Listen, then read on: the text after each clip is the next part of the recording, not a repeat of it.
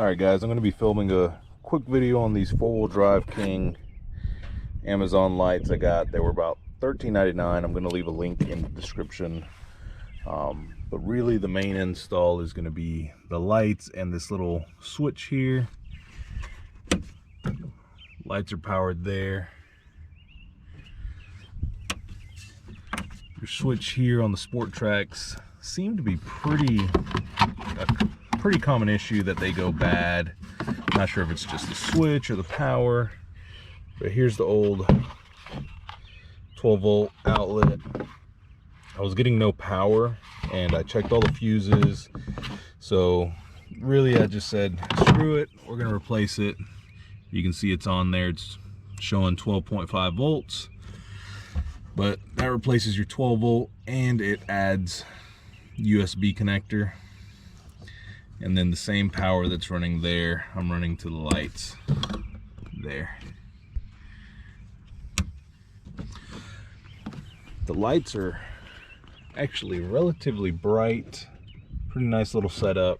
Comes with a little isolator there. And I actually used the brackets for the tonneau cover to run it. It's actually run in the channel underneath my tonneau cover. I originally was going to run it through the hole just like on that side there. There is already a factory hole in the Sport Trac. It's a through hole, so on the opposite side, the side that my battery's on, I ran the wires through there. It's not finished yet, but the only thing left to do really is to put it in some wire loom, keep it protected.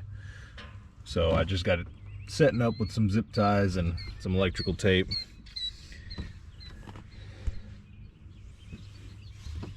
But as you guys can see, they're really nice and bright.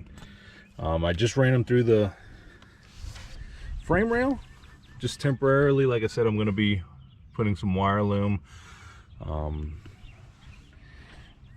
think that's really it for this install. I'll show you guys the back of this plate here in a second. I'll show you guys under the hood, see how I fused it and hooked it up to the battery. Alright guys, so here's under the hood.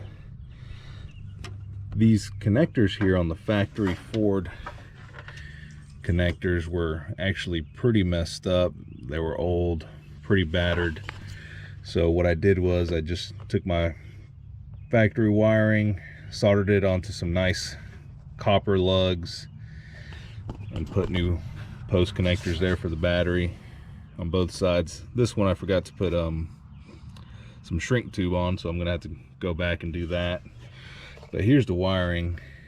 Just got this fusible link, got a 25 amp fuse in there.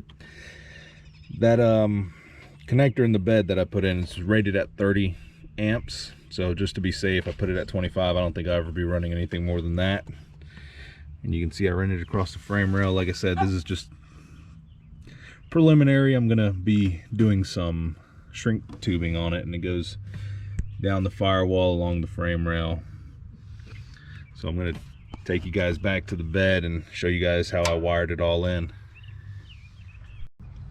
Alright guys, so for the install you're going to need one of these panels here. You're going to need a piece of ABS plastic. I got a cheap piece for maybe $8.99 on Amazon. I'm going to leave a link for all this in the description. Also, an extra rocker switch. This is all Nylite stuff, so that's who I'm going to post in the description. But there's a setup. The panel comes already wired. The only thing I had to wire in was the rocker switch there, which goes in to the ground. Then this is the power feed from the battery, and this is the wire that powers the lights in the bed. Again, this is all going to be heat shrinked and wrapped in some loom, but I got a little bit of extra wire in there, just leaving that in there for now. That goes back just like that. Now your factory screws that are there are a Torx head. Those are going to be a T20 Torx. That's what I use there. You're also going to need some heat shrink, obviously your lights, and I've got one of these big heat shrink wire connectors that I got on Amazon. I'll link that in the description as well. But really that's the install. I think the main benefit that helped me was being able to run the wiring back across there under my tonneau cover, because it has a rail there, and then just running it in the holes. If you don't have a tonneau cover, just try running it back into the factory through holes. But I'll come back at night and show you guys how bright these are.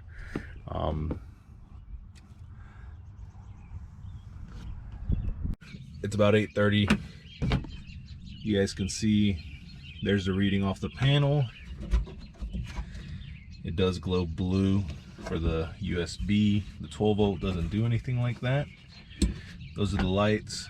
Now you can see the panel nicely. It's not that dark out here, but you guys can see those lights are really, really bright. They're going to do everything I need them to do. And like I said, I use the tonneau cover to route everything, so it's nice and hidden. But tools wise, your factory panel there is a Torx T20. So that's how you take that off, and then the panel comes with its own screws, so I just put that into the ABS plastic. Besides that, for the terminal post, I just went to local AutoZone, got some Duralast gold stuff. Those are the battery lugs I used. I used a Eaton 12 gauge fuse holder. And do yourself a favor, guys, get you this off Amazon. I'm gonna link all this below, but the heat shrink wire connectors are amazing. Get the tool to crimp them and get a nice set of strippers for the wire. But like I said, everything's gonna be in the description of the video. Those are the lights. Hopefully you guys like them. You know, hopefully this helps any of you guys, whether it's any truck that you guys are using, SUV or a sport track like this. I know a lot of us sport track guys, you know, that factory plug like this goes bad and, you know, it's junk, but that thing is nice. So hopefully you guys like the video. Comment, subscribe, let me know what you guys think. Let me know if I could have done anything different. See you guys next time. All right guys, so after doing a couple uses of the 12 volt here, I actually ran a pretty thin wire. I believe this is 16 gauge wire, and I was having an issue with the inverter here where I would plug in the battery charger for this rigid battery pack and it would basically not work. As you guys can see, it's running 13 volts now with the truck running, but it was running right around 11.2, 11.5, and it just was not enough voltage to keep this thing on. I went back and got a 12 gauge wire, ran straight from the battery, obviously fused and everything, replaced that 16 gauge wire, and I'm having no issues with it now. This is the second battery pack I've charged with it. So that's just a little update there at the end of the video. Go back with a 12 gauge instead of a 14 or a 12, because you're going to drop voltage through it. And I used basically a whole 25-foot roll running it the way I ran it, from the battery, which is basically 12 inches away from the battery, all the way to the back of this, and I might have had 6 to 8 inches left over. So that's a quick little update there at the end of the video. If you guys have any questions, comments, concerns, let me know. Like, subscribe. I'm going to be putting out some more content here soon. I was just testing this thing out and making sure it was gonna be a good ending to the video, make sure it was all working good. If not, I was going to make sure I updated you guys at the end. And as you guys can see, the lights are nice and bright even here in the daylight. Excuse all the junk I have in here.